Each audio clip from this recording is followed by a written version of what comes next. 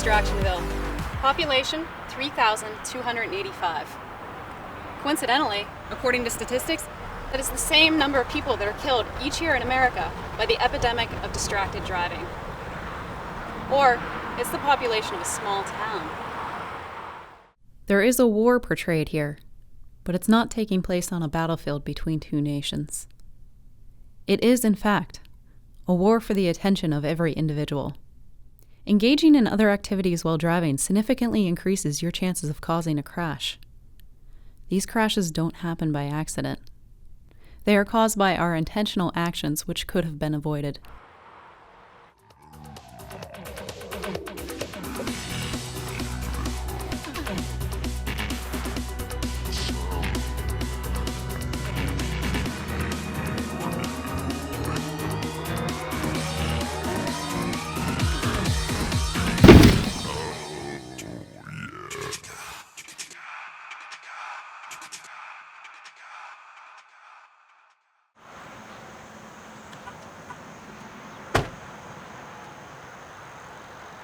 Really? All this road, and you want to hit my car? You got all this space here, and you hit my car right here. So what? You just not gonna say nothing? You got to give me something. You just gonna sit there and ignore me? Oh! Hey man, don't you do it? Hey! Stop!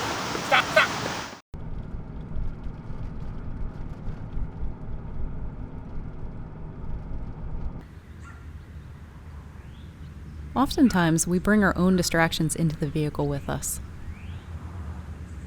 Applying makeup in the car is much more common than you might think. In a recent poll, 43% of women admitted to applying makeup while driving.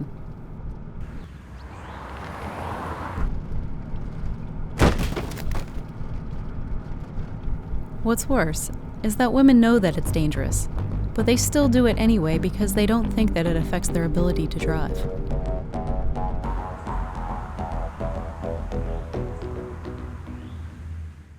The average driver needs 1.5 seconds to react to a roadway hazard. By engaging in distracting activities, such as putting on makeup or eating a sandwich, you're going to double that reaction time. A vehicle moving at highway speeds only needs 3 seconds to travel the length of a football field. To make matters worse, the reaction time of a distracted driver does not include the time that it takes for a vehicle to come to a stop. When a driver is not paying attention, the vehicle is essentially a deadly weapon traveling down the roadway without a driver capable of causing harm to anyone or anything. And by the time the driver realizes what is going on and tries to react, it's simply too late to stop. We've already seen some examples of visual distraction, where the driver looks at something other than the road ahead. And there's manual distraction, where the driver takes one or both hands off the wheel. Now let's look at a few examples of cognitive distraction. That's where the driver's mind isn't completely focused on driving. It's something that even the best drivers are probably struggling with. What'd you think about the weather this weekend? It was nice. Well, I really enjoyed the heat. It was a little bit too hot for me. Yeah. You must not mind the heat because your car's so hot. You mind if I put the air conditioner on? Just put it on low, I can't stand driving in this. Man, he just keeps talking. Your thermostat must be... Is he gonna shut up? Hey! Think we got time to stop and get a coffee before we go in the office? I think at break room coffees, it's just not very good. I think they just make it with tap water. I'd rather go to a place where they use filtered water. He's happy with the coffee at the store. I hope it's freshly ground. You know what? This has been kind of like a rough ride. Is this the only car you got? You got another one you use at home? Oh, no, he doesn't like my car. You're getting a free ride. You're complaining about the car. I don't know. Did you pack your lunch today, or were you planning on going out for lunch? I didn't get a chance to pack my lunch. I was kind of hoping we could go get something to eat. What time do you usually go to lunch? Well, 11:30, 12, something like that? I don't know where we can go. What places do you like? There's a good few places around where we can. Why'd I pick him up? Why'd I agree to this? Oh, man, you know what? I was in such a hurry when I ran out that I forgot my wallet. Okay. I might have to hit you up for a couple bucks. This guy's annoying. Oh, you know what? Did you remember we were supposed to bring donuts in for that meeting this morning?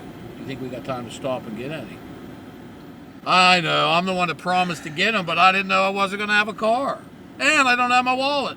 Oh, my God. How could this day get any worse? You sure you don't want to listen to the radio? I don't know how you can drive to work in total silence. I always have to have some kind of music in the background. This is the worst experience of my life. How much longer do you think until we're going to get to work? I got a meeting in like 20 minutes. I figured we'd get there in time.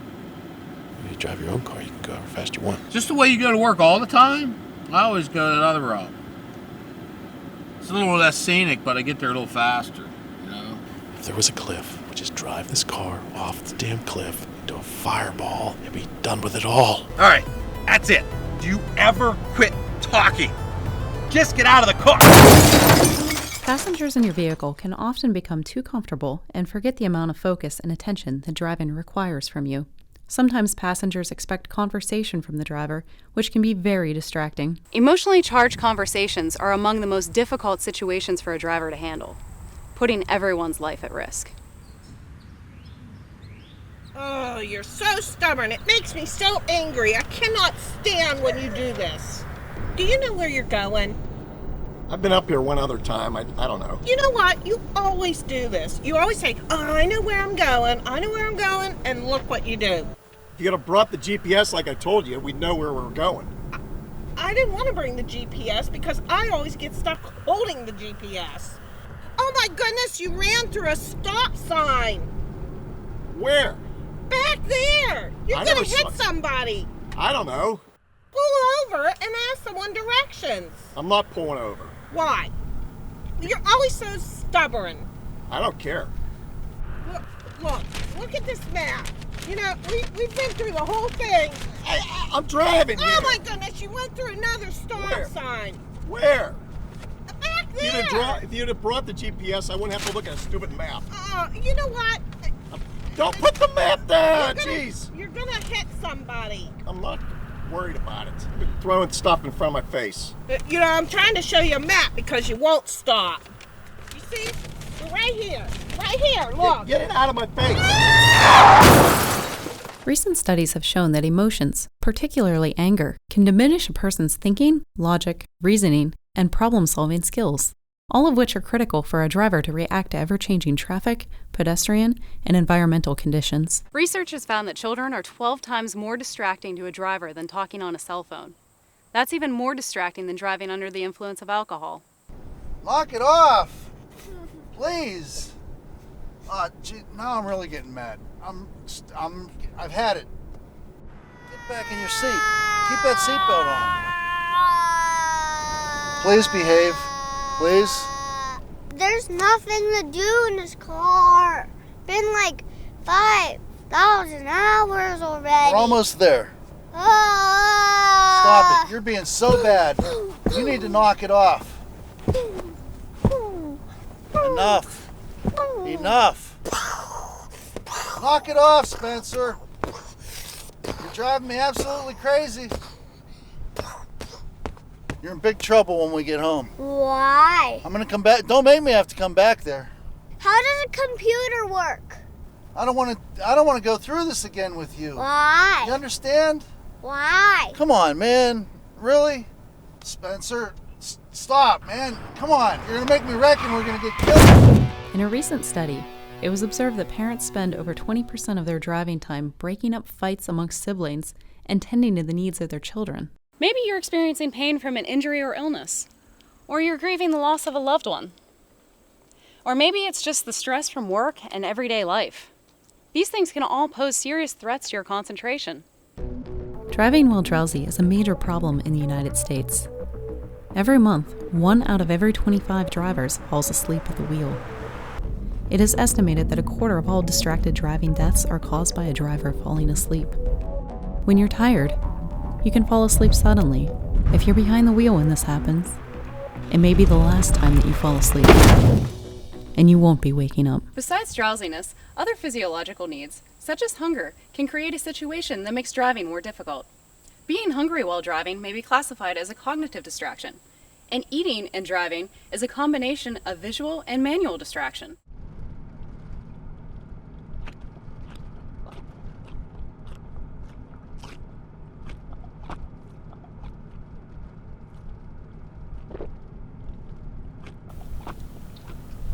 What'd you get? Big Kahuna Burger. Big Kahuna Burger. That's that Hawaiian burger joint. I hear they have some tasty burgers. I've never had one myself. How are they? They're good. Well, did you get one for me? No.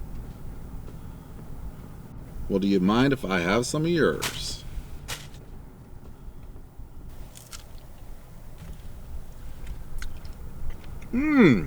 This is a tasty burger. What's in this? Kahuna Kalota. Sounds great. You mind if I have some of your tasty beverage to wash this down? Go ahead.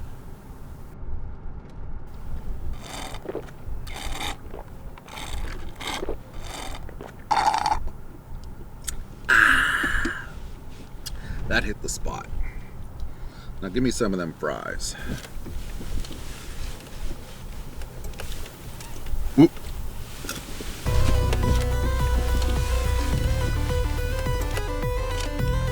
Yes.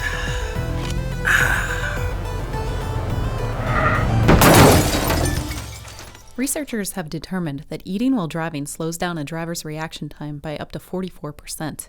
Over 70% of drivers admit that they frequently eat food or drink beverages behind the wheel.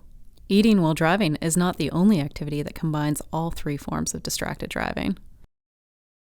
The most obvious and alarming habit of distracted drivers is cell phone usage. In particular, text messaging.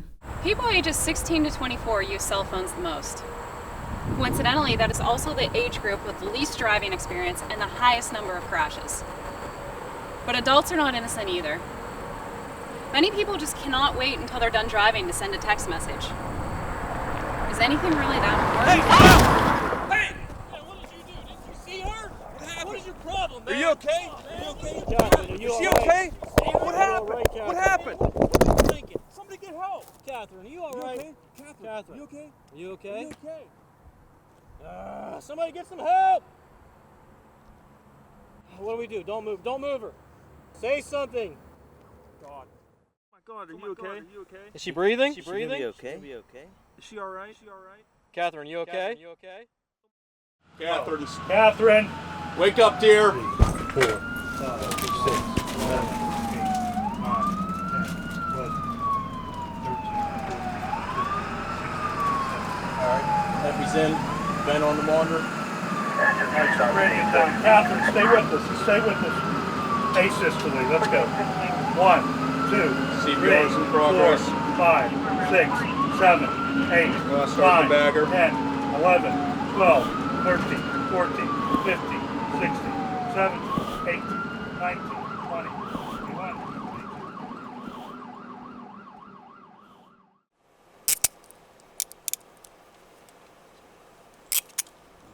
All right, before we ask you any questions, you must understand your rights. You have the right to remain silent. Anything you say can and will be used against you in a court of law. You have the right to talk to an attorney for advice before we ask you any questions and have him with you during questioning.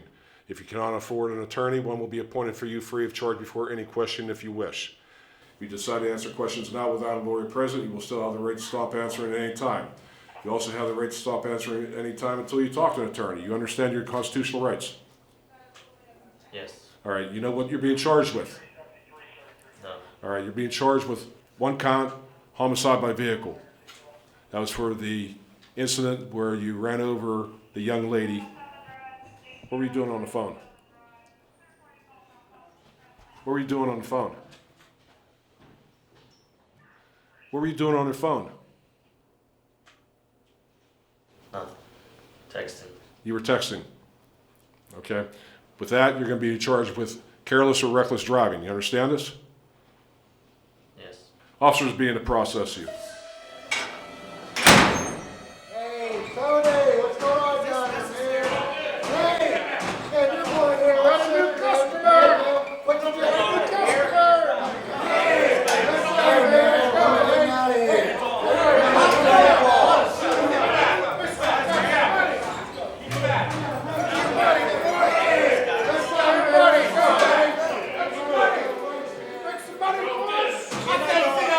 Get back!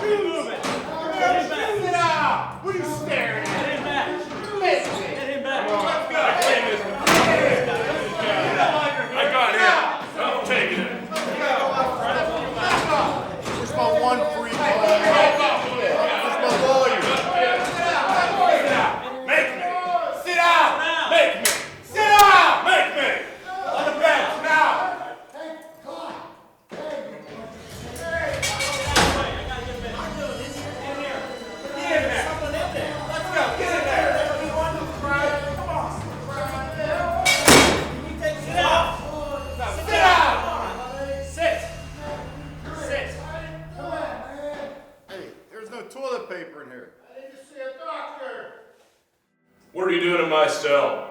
I robbed the bank yesterday. What's your story? I don't know. I was in a hurry. I was driving fast. I looked at my phone and she jumped out in front of me. I think she died. Jeez, man, what's wrong with you? You deserve to be in here.